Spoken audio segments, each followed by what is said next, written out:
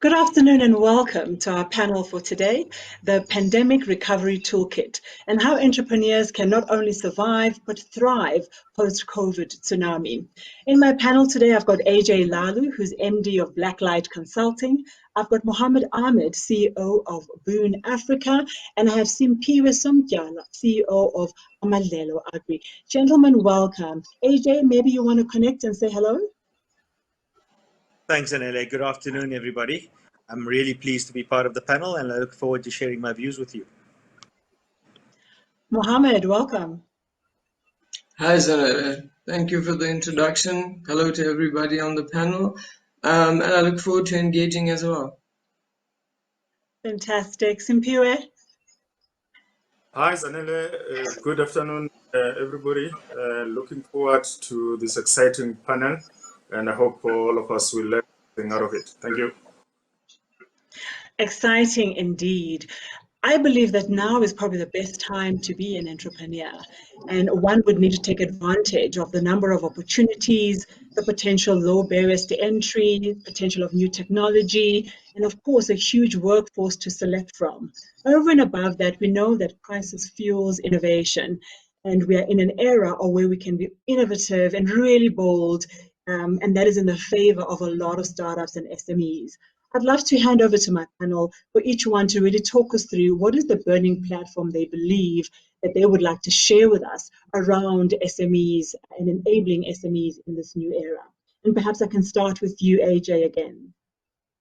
Thanks, Zanele. I want to share some facts and figures with the audience today. I think, McKinsey recently released a survey that shows 98.5% of businesses in South Africa are SMEs.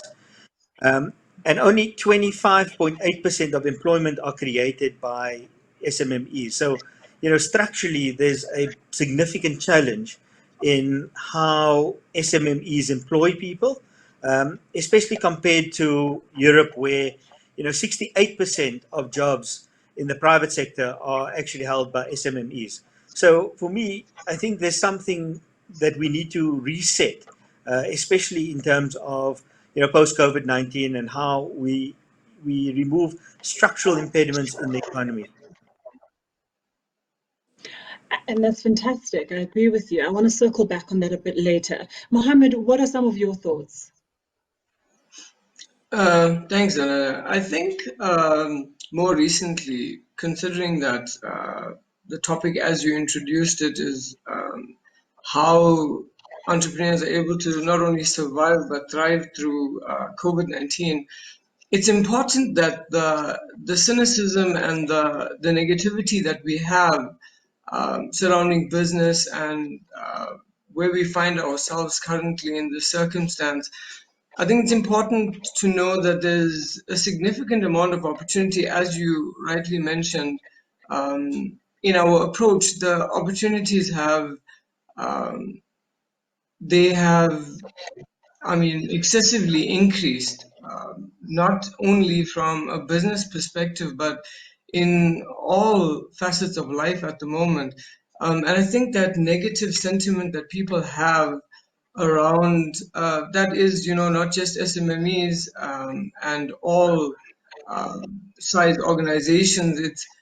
It's the nature of what has occurred that leads us down a path which is exciting, I believe. So, like the statistic that was just shared by Ajay, I think it's important to note that there's corrective measures that we need to take post COVID-19. I mean, we've got crisis management that we should incorporate into our businesses and take that more seriously, along with contingency planning as well. So I believe we are headed towards an exciting time. It's just our mindset and approach needs to change. Thank you so much, Mohammed. I think lots of food for thought there. Anyway, why don't you share with us some of your perspectives?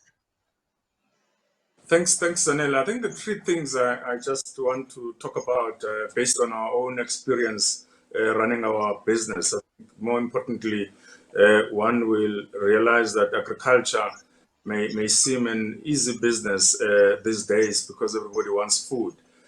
But the first thing that I think for us is a burning platform is the changing customer. Changing customer in terms of preferences and the wallet. Customers have got limited choices given the rising high unemployment, declining disposable income. And that's one thing that we're experiencing. I think the second one, cost of production getting higher and higher. And also, how you then distribute whatever you produce to the customer is getting a bit tricky because proximity and the changes in the customer profile mean, changing the way we look at things. I think the last point for us is the pace of change is very, very fast. I never thought that today almost every conversation we're having is about innovation and technology. And those are the things that for us are very critical at this time, the customer cost as well as the pace of change, and in particular relating to technology. Thank you so much, gentlemen. I think there's been a number of issues that we can definitely explore a bit further. But one of the ones that you mentioned, Ajay, which I think we can never exhaust, is the issue of removing barriers for SMEs to be able to do business effectively. Where do you think this problem lies, and are we making any concerted effort and progress in removing barriers for SMEs? Thanks, Zanele. I think one of the before I answer the kind of issue around barriers, I think let's understand why SMMEs are so critical, right? Firstly, I think SMMEs are far more resilient than people give them credit for. The ability to pivot and to identify and deal with opportunities, I think, are far better than large corporates, right? So let me give you some examples of this. During lockdown, we developed a contactless, cashless retail experience virtually and in the space of 8 weeks. If that was in a large corporate, you'd have a 6-week delay on trying to figure out what the name of the solution was going to be. You'd have another 5 weeks to decide whether you had the budget to do it, and then you'd commission a massive study, a market study, to determine whether this was something that was worth pursuing. So I think if you look at SMMEs, the first SMMEs that dealt with hand sanitizers and making masks were there within hours of understanding the pandemic and what is going to be required. So I think SMMEs, in my opinion, are the most resilient in the face of pandemics like COVID-19, firstly. Secondly, some of the key barriers, in my opinion, relate to the fact that, I think there's too much bureaucratic red tape for SMMEs to deal with. I think that when you look at, the labor regulations, for example, I think one of the key barriers why we have low employment in SMMEs is because of labor laws.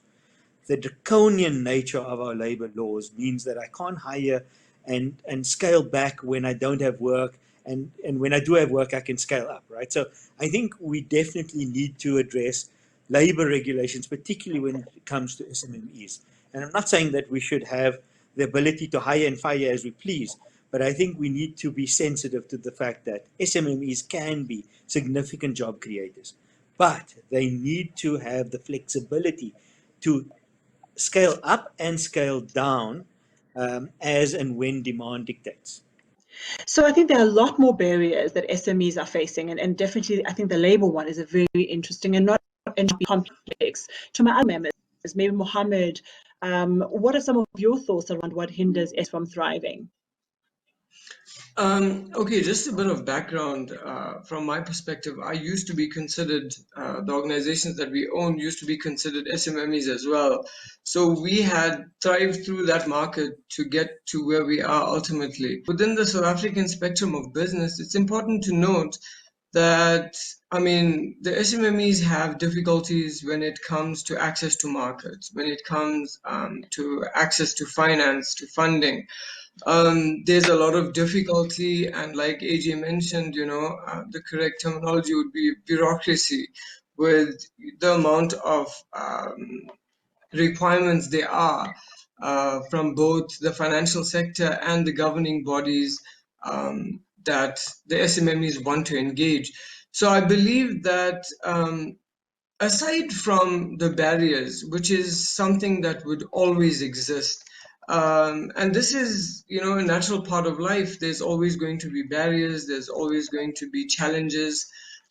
Just an interesting proverb: the Chinese don't have a word translated into their language for problem. The closest they have is challenge. So I believe in every instance, be it your life or in this instance business, you are going to face many challenges.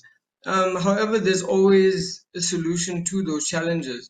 So I'm not a proponent of, or one that indulges in the notion that SMMEs have a lot of difficulty and so therefore they cannot thrive. I believe that there's challenges that they face, but there's always methods to overcome them.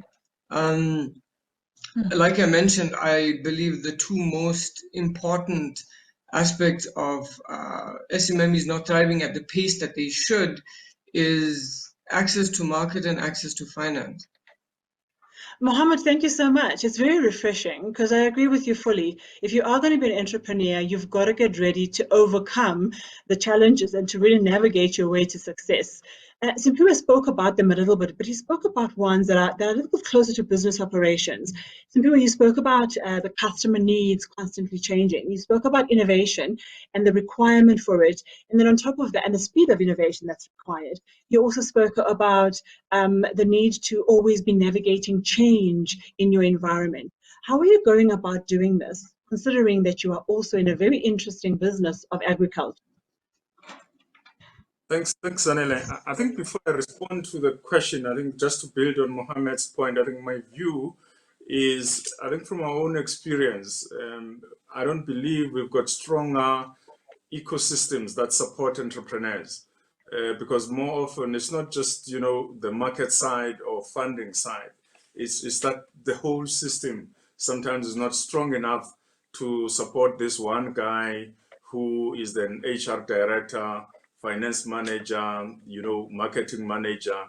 I think as a country, we need to build those stronger ecosystems that support entrepreneurs, because we're not short of entrepreneurs, we're not short of people who really want to get into business and service that customer. I think from our own experience, navigating this change that's very fast, I think has been quite an interesting one.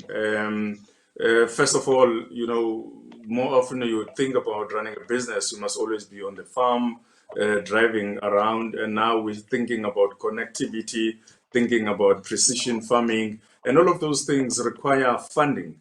And they require more than just funding, but, being able to adapt to change and the skills that as a business we need so that we can grow and also service our customers better.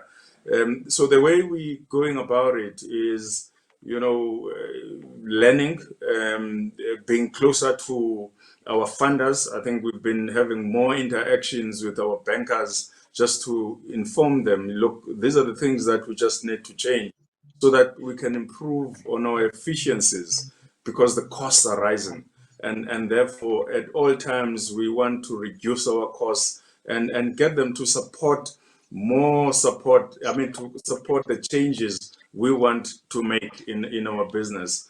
Introducing Wi-Fi, I'm talking to you now in a farm. A few months ago, I wouldn't be doing this thing. So we had to move faster and do what we can.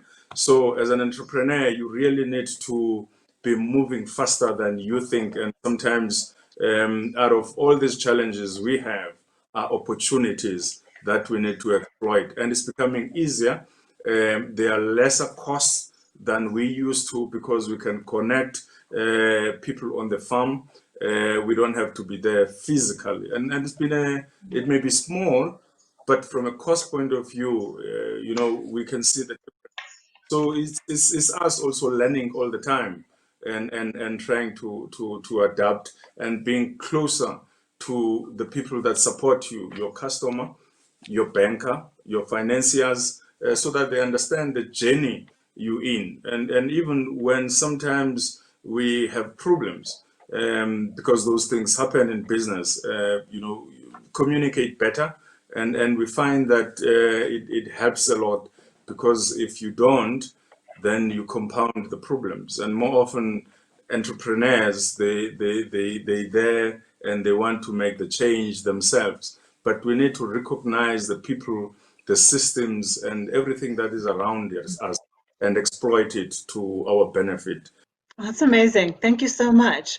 One of the things that I think is also something we're talking about quite a lot is digitization. I don't know which one of you would like to lean into the need to go digital and then even more digital in order to keep business running when we really cannot be getting in and out of each other's business areas to have meetings or to talk about products and solutions.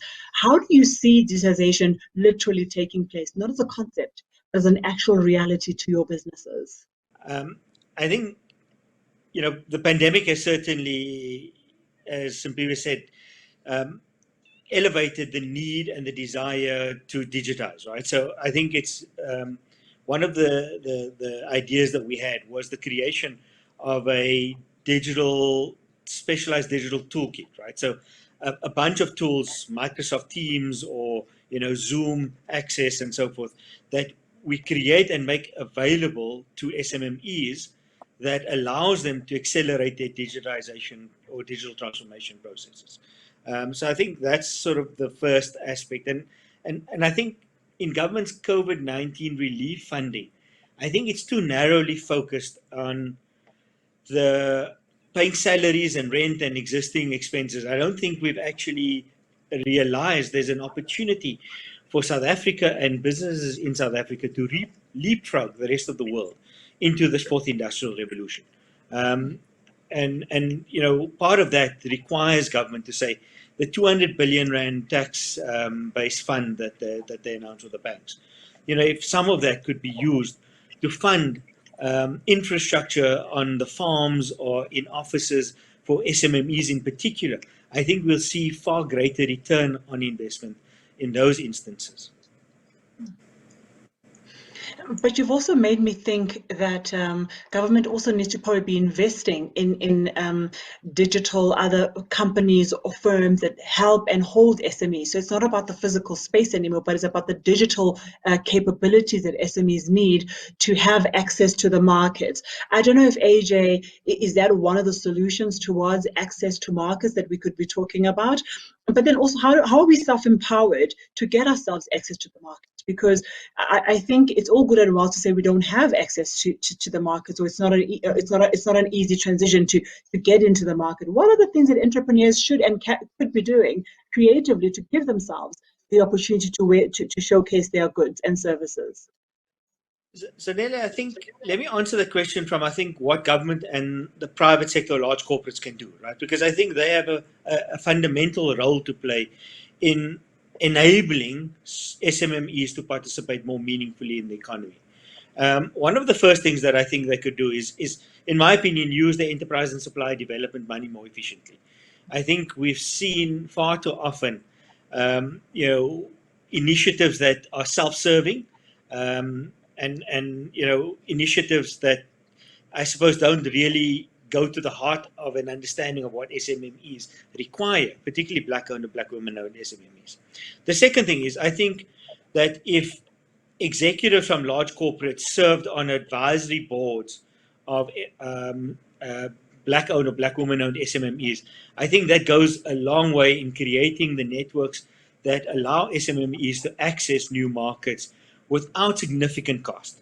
The third thing is, just trying to get onboarded as a supplier to some of these multinationals can take anything between 5 weeks to 8 weeks. Now, I think that's far too long. I think if we can shorten the onboarding process, I think it significantly assists. And then the last thing I think from my side is, if we set aside 30% of total procurement from large corporations for SMMEs, I think that opens up the market very rapidly, and there are more than enough SMMEs, in my opinion, that will be able to take up those procurement opportunities in those supply chains. Spot on, and completely linked to what businesses are currently doing now, the SD contributions and the percentage to small business as an example. But I also think that I agree with you, organizations have not really applied themselves into how to maximize the impact of this money and to channel it across the board to small enterprises, to women enterprises. Thank you so much. Muhammadh, I want to weigh in a little bit on you as well. And I mean, you're welcome to take this in any direction without necessarily me leading you. What are some of your thoughts on our discussion so far? Okay, just a bit of both, from Simpiwe as well as Ajay as well. With regard to SMMEs, the difficulties.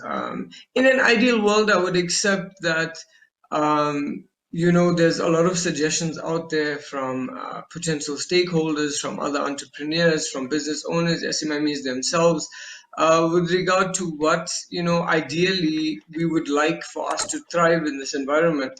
However, the reality that we face is vastly different. I mean, we are in a country that it's something that we cannot shy away from. There's a lot of iniquitous behavior with respect to the dispensation of money, with the dispensation of resources, inequality in income, distribution of income, and the like.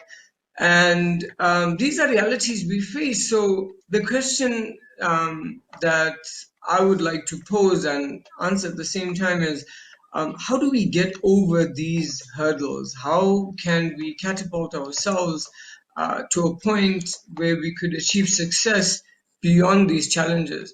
And the reality is that our mindset, number one, needs to change entirely. I agree with Ajay in that we have many challenges to deal with, and in an ideal world, like I mentioned, the redistribution of funds and reallocation of resources in accordance to what Ajay had mentioned, along with other proponents of similar views. I believe that I would have the same. However, this is something that you cannot tangibly hold to anything. Considering where we are in the country, we've had outcries of this since the country has stepped into democracy. So we need to find more innovative ways to change the dynamic of business within South Africa. One way to do that is, and this is based on your previous point, which is e-commerce. Our South African environment and the ecosystem that we have, as indicated by Simpiwe as well, does not allow for us to have a lot of value add in this area because we are still not as ahead as other countries with more resources than we have. However, we can tailor what we do currently have and make it serve us extremely well. My organization has done that already. We have found challenges, we have found chaos in the environment that we find ourselves in, which is, the African disruption, in the whole of Africa, throughout Africa, there's disruption. It's not something uncanny or new to us. This is something we've been living with. If you're born in Africa, you understand the nature of life here. And as a result of that, we had managed to propel ourselves in a way that allows for us to look at those negative sentiments, that type of cynicism, and bring it back to how could we potentially make this work for us. We have taken the South African business spectrum and devised an entirely new model, not a simple computational model, but an S-curve generated project management model, which is based entirely on a mathematical analysis and not just an outcry for change. I mean, we've been in a situation and been, we've continuously put forth opinions and comments, redirected governing bodies, municipalities, politicians to listen to our views, but I do not see there being a tangible difference with what we have done. as individuals, as business owners, as entrepreneurs, I believe that we have a lot more value add to take control of the South African economy. We need to take control of it as entrepreneurs, as business owners. That's the only way we're going to grow wealth to a point of sustainability within the South African context. Otherwise, we're going to rely and be dependent on, on factors and people and organizations that may not have the same opinions that we do. That's in essence what I believe. I think we're moving toward, aside from moving toward, I think other countries have already moved toward e-commerce, avidly. It is now our turn to sit back, look at the data analysis, put together a mathematical model of how we can use those systems that were implemented in other countries to grow our economy at a pace that is a lot faster than, where we find ourselves currently. Thank you so much, Muhammad. If I think about the continent and I think about SME and entrepreneurship across the continent, it's at all levels. So every single person is involved in some form of trade or activity. Do you think we have a mindset issue there as well? Maybe you can speak to this as well, that we are bottling into thinking of entrepreneurship and being an SME as having an office or having a shop or having an enterprise. How do you see the mindset difference between ourselves and the continent as you go out and you explore? And this is something we don't explore broadly in the country, just the ability to make sure that everybody has got something that they are contributing towards the economy and towards entrepreneurship. Do you think we're too sophisticated in our thinking about entrepreneurship? And should we loosen the definition itself as well in order for us to build this new universe or this new country that we want to see? All right, thanks, Zanele. I think what the starting point is that what shapes and what will influence success on the part of entrepreneurs, the deeper understanding of why do we exist in the first place. And I indicated earlier that the changing customer in terms of preferences and how that customer wants to be served is actually influencing the way we do business as entrepreneurs. And as South Africa, it's my view that we're not there yet, and there's a lot of catch up that's needed. But we have all the infrastructure that we need, bar for the infrastructure that will improve our connectivity, as Ajay indicated earlier. But from a continental perspective, my view is that as South Africa, there's a catch-up that is needed to improve our entrepreneurial, spirit and really move faster, because the customer is changing and the pace from our side has to respond to that customer. Otherwise, we're going to lose business as entrepreneurs. Muhammad, Ajay, anything that you would like to add to that conversation? I think Simpiwe raises a very interesting point, right? I think when you look at the digital divide that exists in our country, I think Muhammad touched on the inequality as well, right? I think that inequality extends to infrastructure as well. So, I'm sitting in Sandton right now and I have high-speed fiber, I have no connectivity issues.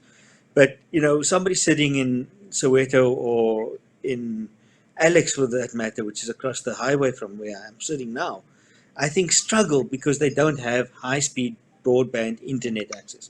So I think one of the key factors that we do need to address urgently is access to basic infrastructure, which enables e-commerce, all sorts of other opportunities, marketplaces, and so forth. So, in my view, Zanele, I think that's one of the key things that we definitely need to address with great urgency. Thank you so much. I'd like to get some closing thoughts from you, just to see where we go with that. Muhammad, are you ready with some key insights that you'd love to leave our audience with? Based on the topic of discussion, I believe that it is absolutely essential to the listeners, to understand that post COVID-19, which is the current circumstance we find ourselves in, there's a lot of opportunity in what lies ahead. We should not be the creators of a destiny that is bound by any limit. We should look at the opportunities that arise out of chaos and exploit them from a scientific perspective. We have taken an approach to business in a fashion that is simplistic, I believe.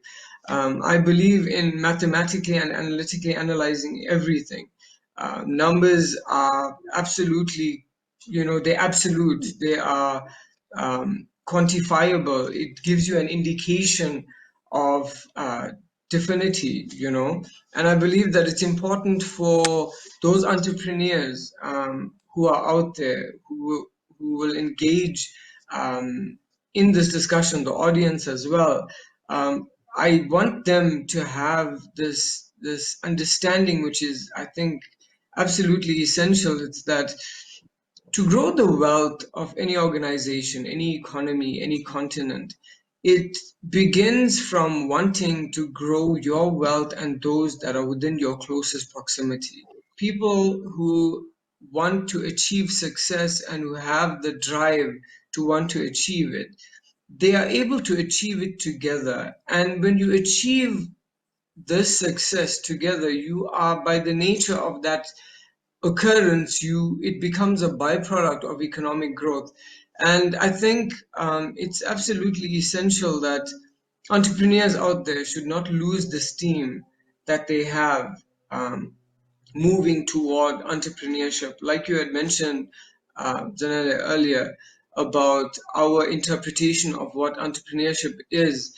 And I believe that we ourselves um, have a very myopic view of what an entrepreneur is.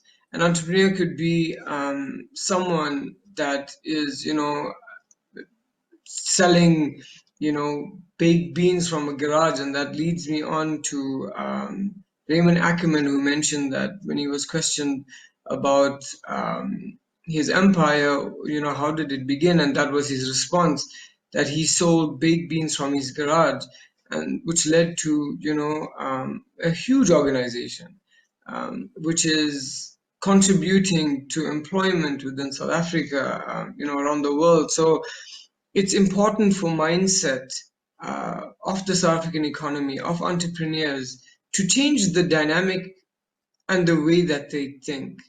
I think it's important that we take business to a level that is scientific. People have this misinterpretation that science is just natural sciences. There's a science to business as well, and that science in that science of business lies the success of any organization. Bar all of the difficulties, bar all of the challenges that we currently face, there is a way to quantify it, statistically analyze it, and make a success out of business in any environment, as volatile as it may be. I feel inspired to tackle this entrepreneurship challenge with a completely new perspective, and I hope that I'll definitely be taking this back into my own environment of supporting SMEs. Ajay, any last thoughts? And Simpiwe will end off with you. Thanks, Zanele. I think for me, maybe two parting points, right? I think that recently WITS released some research that shows we'll add another 3 million people in South Africa to our unemployment crisis. And that's to be expected, firstly, but I don't think that, all hope is lost, right? So if you look at organizations like Dropper, Uber Eats, Mr. D, delivery services generally have shown a massive spike in employment or new employment creation. I think, what we've got to do is find opportunities for particularly youth in our country, and low-skilled youth as well, right? To find employment opportunities. Simpiwe is in a industry which I think is well suited to absorb more unemployed people, agriculture, and so forth. So I think as much as it looks dire and it looks there's no light at the end of the tunnel. I think there are opportunities, and I think people have got to find and seek out those opportunities as far as possible. Going to be an interesting economy, that's for sure. Simpiwe, how do you close us off? Thanks, Zanele. My view is that we live in both challenging and exciting times. I tend to spend more time looking at opportunities that this new COVID presents to us. And from a business point of view, if you're running a business or thinking about a business and digital and technology is not part of what you're thinking of, I think you will be out of business soon. So it's an exciting time for us to really embrace digitalization, to really look at how best we can service our customers better, more cost efficiently, because this thing has changed both, the customer preferences and also how that customer wants to be serviced. But also it has changed how we do our business. From a production point of view, I think the point has been raised about innovation and in our case, leapfrogging all these challenges that we face in agriculture, even for the small guy. Think precision farming, for example. Think about how you improve quality, how you can reduce your costs so that that customer who is likely to be unemployed but has to eat, you can serve that and provide that customer with quality food but at a cheaper price. So that's the way that business is changing. I think for me, key to it is embracing digital and also ensuring that we innovate in our businesses. Thank you so much. I think what I'm loving about this time, despite the fact that we have to work from home and try to navigate, this environment that should be a home, but it also becomes our offices, is these conversations. The more of these conversations we can have, the more people actually tune in, and hopefully there's a message, or there's hope, or there's an inspiration for somebody who's listening to really keep going. This is the time for us all to be extremely resilient as a nation, as business people, as corporates, and as SMEs. One more question, though, one that's closer to our current reality, is around the opportunities that COVID itself represents. I know we've talked a bit about digitization. We've talked about the need to really analyze and understand the environment. I'd be happy if one of you took the question around what are the opportunities glaringly, besides masks and sanitization equipment and what have you, what are the opportunities you believe are being redirected back into the country due to the pandemic and obviously the disturbance of the value chain? Happy to have a first stab at it, Zanele. I think, in this digital space, I think there are a number of opportunities, and digital extends across agriculture to veterinary services, right? I think everybody and anybody in any existing business needs to be thinking about how do they have less friction, better customer experience and engagement, and I think how do they operate their business more efficiently, effectively, lower costs, right? So, and I think digital drives all of those aspects. Whether you're a vet or whether you're selling a contactless, cashless retail experience.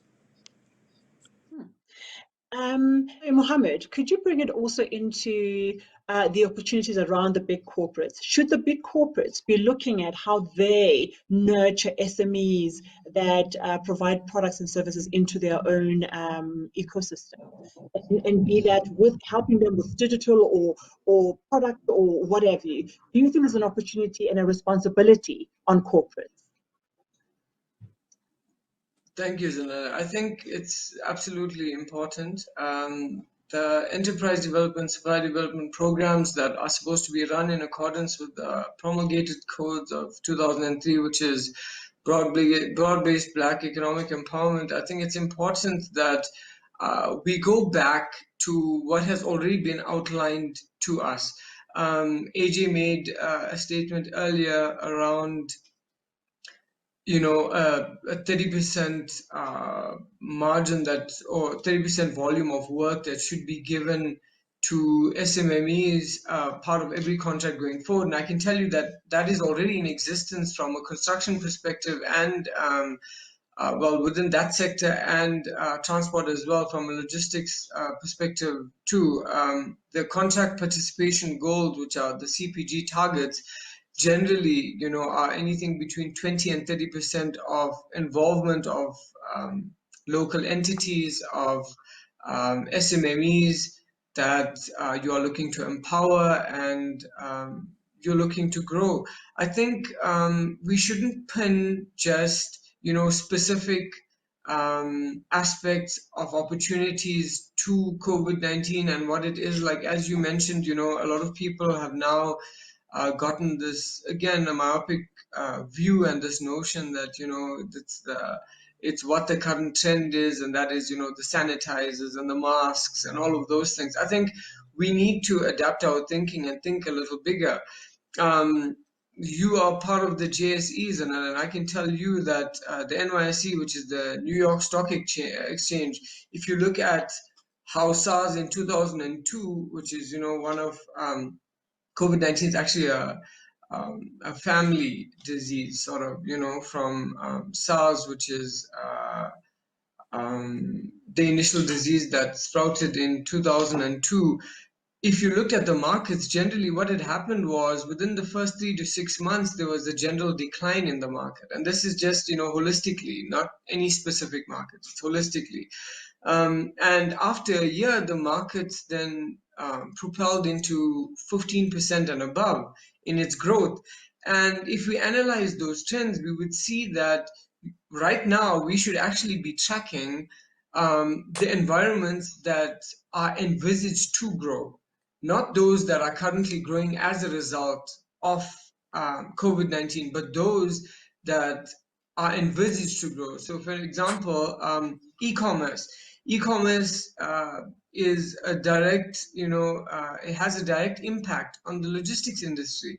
With e-commerce in place, everything being done electronically, it means that a lot of products and services will be acquired through online platforms. This then gives rise to the need for extra transportation for the products, goods, and services that are required by those who are purchasing them. So if we take a statistical look at where the markets are headed, not just specifically to what COVID-19 has done and what it's doing to the markets now, we should analyze the trend of what pandemics such as, general influenza, the Spanish flu, which is the H1N1 virus, HIV and AIDS, what have those pandemics caused? What was the reality of the market? What was the reality of economies around the world when they had faced these pandemics? And if we analyze and understand those trends, we could forecast how to achieve success a year from now. That will then change your mindset, even though it is extremely difficult with the current conditions we find ourselves in. Income is difficult. The clients are not paying on time. There's difficulty in a number of different areas. But I think that the positivity generated from you being able to forecast something based on a statistical reality, I think it would give you hope to know that something great awaits you.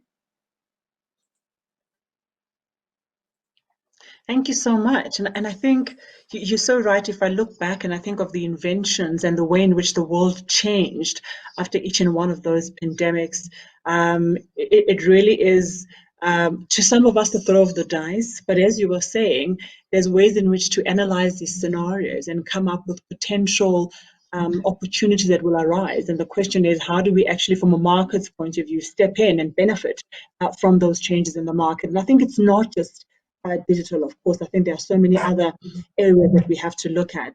And I think one more question is around, there's been a lot of funds that have been allocated to helping SMEs during this time. and a lot of sort of policy changes that have been put in place real quick. But there seems to be a little bit of a disgruntlement as to how well this is working, and also a smaller uptake than what is expected, as we discussed before we started our session.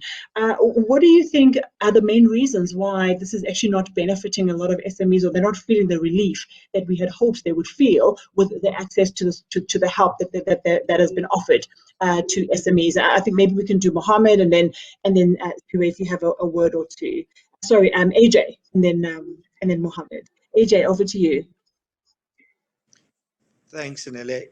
You're right. I mean, WITS released a survey recently around this, and 10.6 billion rand of the 200 billion rand allocated by government has been allocated by the banks.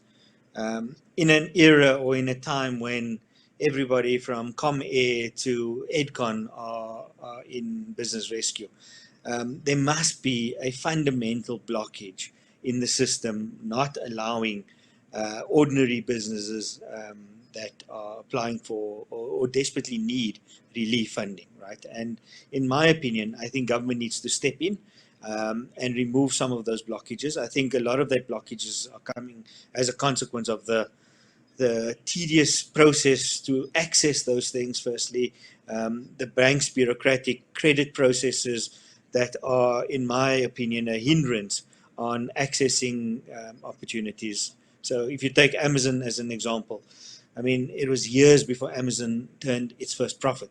Today, it's one of the biggest companies in the world, right? And I think this mentality of banks that we live in a traditional model of funding needs to fundamentally change. Simpiwe, your thoughts before I move on? Yeah, thanks, Zanele. I think for me, it's just to add information, sharing, understanding of those business requirements, and it's quite interesting whether the funding itself is accompanied by new ways of looking at affordability and the criteria that is used by the banks. From our own experience, what we've learned is that yes, there is this funding that has been made available, but the way you assess applications is generally the same. And our view is that I think there has to be a shift in how we look at funding these businesses. But I think I want to make the point about the importance of these collaborations and the creation of stronger ecosystems. Because more often, yes, we may think the problem is funding, when in fact the solution lies not necessarily in funding, but how to support businesses to really do a turnaround without really getting new money, but getting the technical support that's needed, change the business model, but also sometimes just the business processes need to be enhanced, and it makes it easier then for even a funder to come in and provide funding. So it's much more than just funding, and also even from a bank or financier point of view, that shift is needed to just say no, we can't give you money, when in fact there could be support provided to get this business to be ready at a point in time. And for me, that's one thing that needs to be to change, and that needs to be strengthened. And I believe big business, JSE listed companies, through their enterprise and supplier development programs, have got this wonderful opportunity to really drive change, and how businesses are supported, collaborate among themselves, or even within that company, think beyond money, the skills, there's business engineering, and really how small business can do things better, faster, and provide quality service, and also pay them earlier, not even in 30 days, 5 days, because cash is king when it comes to an entrepreneur running a small business. Absolutely amazing insights. Thank you so much.